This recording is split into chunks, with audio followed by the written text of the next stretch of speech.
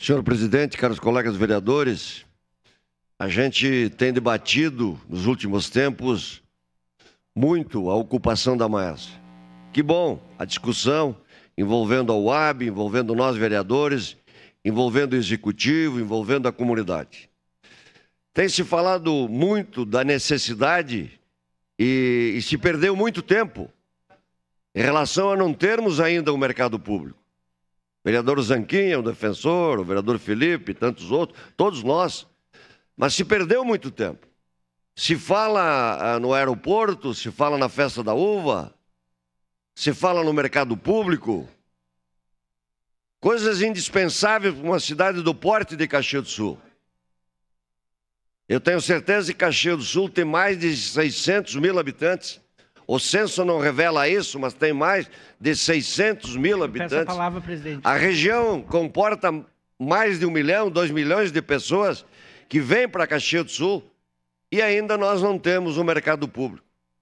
Então, sou favorável, sou defensor e foi construído esse projeto. Recuado num projeto que estava sendo encaminhado, foi construído esse projeto com a participação de todos. E é o momento de nos mantermos firmes nessa posição. E precisamos que esse mercado público e que esse espaço prodigioso, importante no coração de Caxias do Sul, seja realmente ocupado. São 53 mil metros quadrados.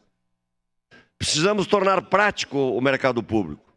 E eu jamais me omiti, jamais me omitirei de apoiar projetos desse porte. Muitas e muitas vezes eu discuto e defendo a ideia de que Caxias do Sul deveria ter elevados viadutos pelo tamanho que tem.